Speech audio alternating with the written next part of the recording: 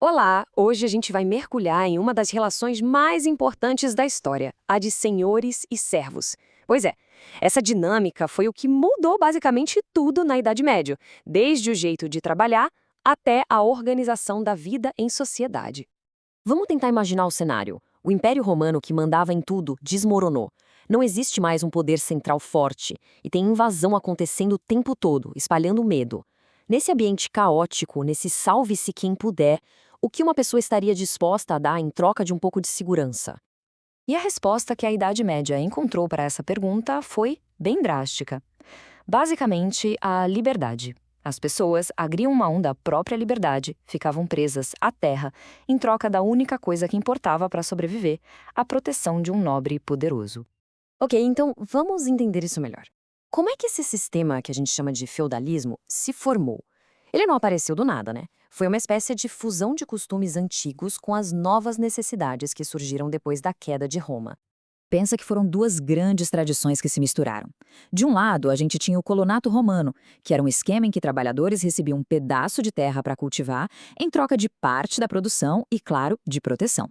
Do outro lado, tinha o comitatus dos povos germânicos, que era um pacto de lealdade e honra até a morte entre um chefe guerreiro e seus homens. Junta essas duas ideias e tá aí a semente da sociedade feudal. E essa sociedade era uma coisa extremamente dividida, estratificada.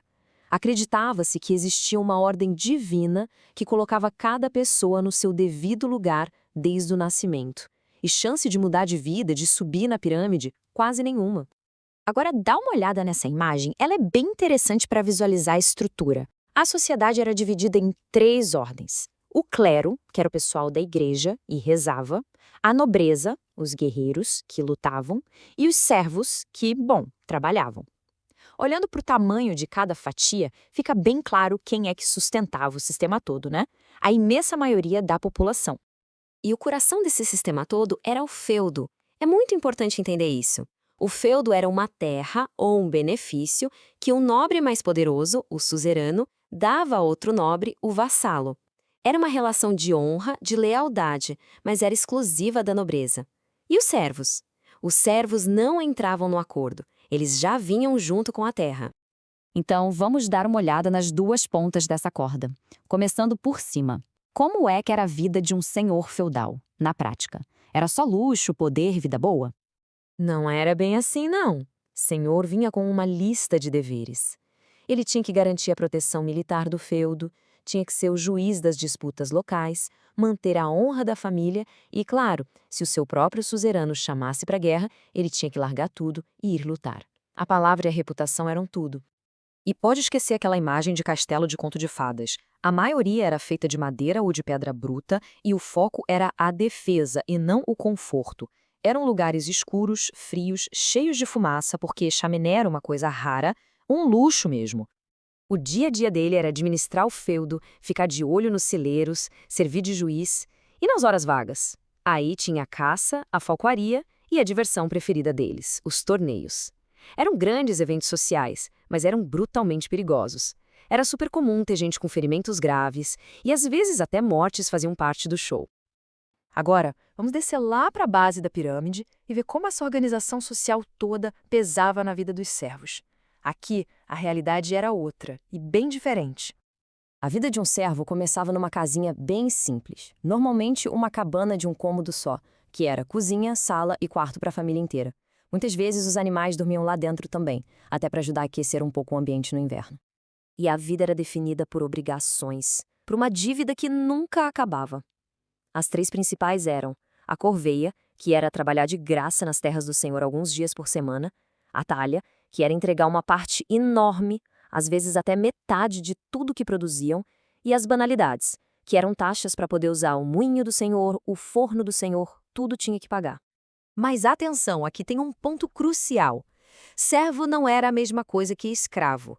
Um escravo era considerado uma propriedade, uma mercadoria que podia ser comprada e vendida. O servo não. O servo estava ligado à terra. Ele não podia ser vendido, mas se a terra fosse vendida, ele ia junto com ela. E isso aqui ilustra perfeitamente a dinâmica de poder. Em qualquer briga, fosse por dinheiro ou qualquer outra coisa, a chance de um servo ganhar uma causa contra o seu senhor era praticamente zero. O senhor feudal criava as leis, interpretava as leis e aplicava as leis no seu território. Justiça para o servo era algo quase impossível. Só que nenhum sistema social dura para sempre, né? Com o passar dos séculos, uma série de fatores começou a balançar as estruturas do feudalismo e isso acabou levando ao fim de uma era inteira. Foram várias coisas que aconteceram ao mesmo tempo. Primeiro, o comércio e as cidades voltaram a crescer. E aí surgiu gente nova no pedaço, a burguesia, que não se encaixava naquele esquema de 3 ordens. Depois veio a peste negra, que matou gente demais e fez a mão de obra ficar rara e valiosa. Isso gerou muitas revoltas de camponeses. E para completar, os reis foram ficando mais poderosos, centralizando o poder e diminuindo a autoridade dos senhores feudais. O sistema feudal, daquele jeito que era, acabou. Deu lugar a novas formas de organizar a economia e a sociedade.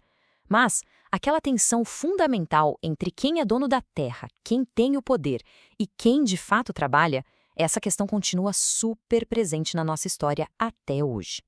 E isso tudo nos leva a uma reflexão final. Se a gente parar para olhar as relações de trabalho de hoje, a distribuição de terras, as estruturas de poder que existem, será que a gente não consegue encontrar alguns vestígios daquela antiga ordem medieval? Que ecos dessa dinâmica entre senhores e servos ainda ressoam no nosso mundo?